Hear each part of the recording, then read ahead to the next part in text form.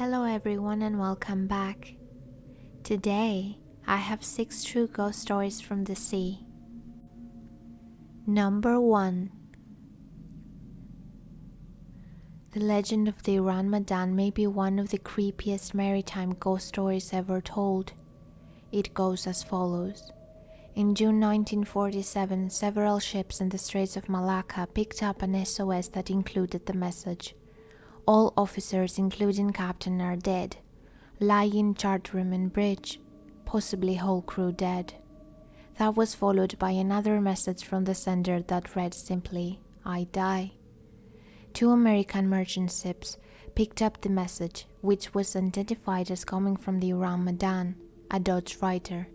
The closest to the troubled ship was the Silver Star, which sailed full power in hopes of aiding the ship. When it arrived, the crew tried to signal and otherwise contact the Ourang Medan, but there was no reply. Upon boarding the ship, the crew of the Silver Star made a shocking and mysterious discovery. Everyone aboard the Ourang Medan was dead, including the captain on the bridge, the officers in the wheelhouse, right down to the crewman who sent the message of distress, with his hand still on the Morse code wireless. Every member of the crew lay dead with their eyes wide open and their mouths agape, as if they had witnessed some unspeakable horror before their deaths. No apparent cause for their deaths could be observed. How did they die? Parents were ruled out because none of the bodies showed any signs of wounds or injury. There was no blood. The Silver Star decided the thing to do was to tow the Ourang Medan back to port, where the mystery could be sorted out. Before they could leave the area, however, smoke began billowing from below decks of the Ourang Medan, followed by a tremendous explosion that shattered the ship and sent it quickly to the ocean floor. Exactly what killed the crew of the Ourang Medan remains unexplained. One possible explanation is that the crew was overcome by methane gas that bubbled up from the ocean floor and enveloped the ship. More fantastic speculations blamed extraterrestrials. In any case, the deaths aboard the Ourang Medan have never been conclusively explained, and perhaps never will. Number 2. The Flying Dutchman is without a doubt the most well-known of all ghost ships. The legend says that the ship is doomed to sail the 7 seas for all eternity and can never make port. There are also accounts that the ship is manned by the devil himself. Although much of the story is legend, it is based on fact. A vessel captained by Hendrik van der Decken, who set sail in 1680 from Amsterdam to Batavia, a port in Dutch East India. According to the legend, van der Decken's ship encountered a severe storm as it was rounding the Cape of Good Hope. Van der Decken ignored the dangers of the storm, though by the crew to be a warning from God, and pressed on. Battered by the tempest, the ship foundered, sending all aboard to their deaths. As punishment, they say, van der Decken and his ship were doomed to ply the waters near the Cape for eternity. What has perpetuated this romantic legend is the fact that several people claim to have actually seen the Flying Dutchman even into the 20th century. One of the first recorded sightings was by the captain and crew of a British ship in 1835. They recorded that they saw the phantom ship approaching in the shroud of a terrible storm. It came so close that the British crew feared that the 2 ships might collide, but then the ghost ship suddenly vanished. The last recorded sighting was in 1942 off the coast of Cape Town. 4 witnesses saw the Dutchman sail into Table Bay and disappear. Number 3. The tale of the Mary Celeste could be an article in itself, and it's one of the most famous, intriguing, and still unsolved mysteries of the sea. On December 3, 1872, the crew of the Di Gracia found the Mary Celeste floating unmanned about 600 miles west of Portugal. The ship was in perfect condition. The sails were set. Its cargo of 1,700 barrels of commercial alcohol were untouched, except for one barrel, which had been opened. A breakfast meal looked as though it had been abandoned in the middle of being eaten, and all of the crew's belongings remained on board. Yet its captain, Benjamin Briggs, his wife, his daughter, and the ship's crew of 7 were gone.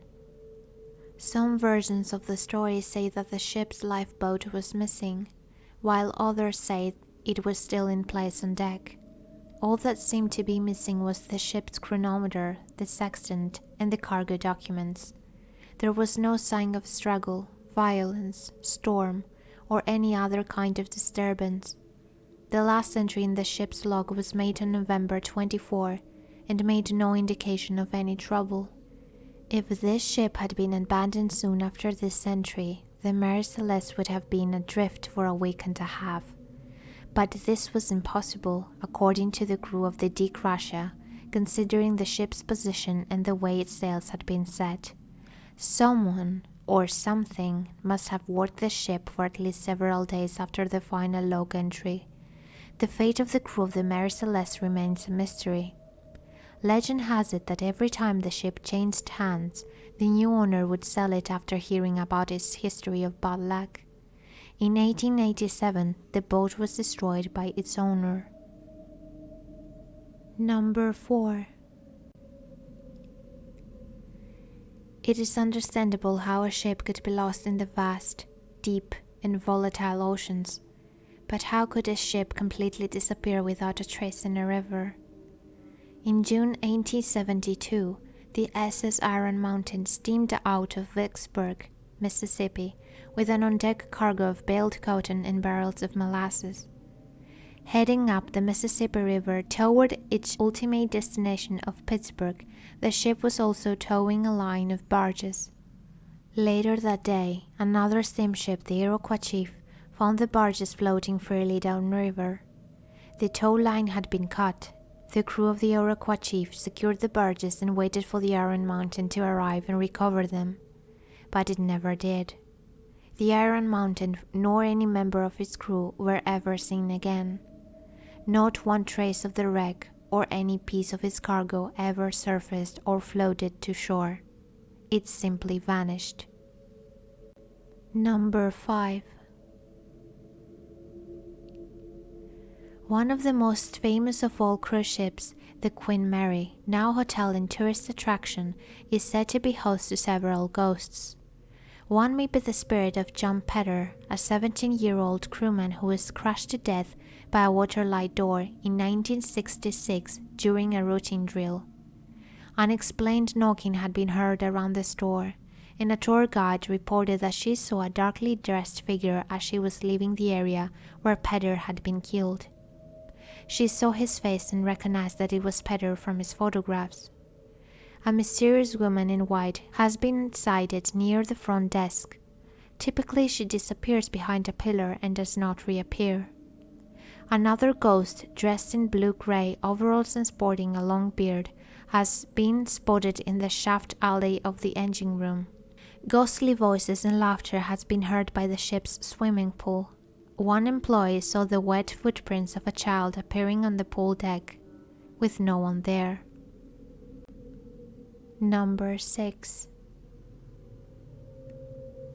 James Courtney and Michael Meehan, crew members of the SS Watertown, were cleaning a cargo tank of the oil tanker as it sailed toward the Panama Canal from New York City in December of 1924.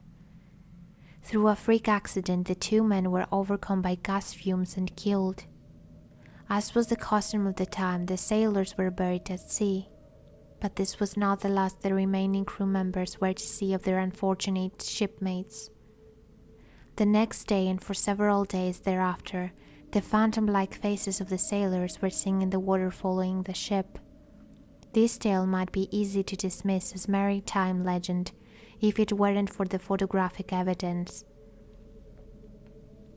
When the ship's captain, Keith Tracy, reported the strange events to his employers, the city service company, they suggested they try to photograph the eerie faces, which he did. Hey there, thank you so much for listening. If you like this video, please leave a thumbs up, and if you like my videos and want to see more, subscribe to my channel, and I will see you all in my next video.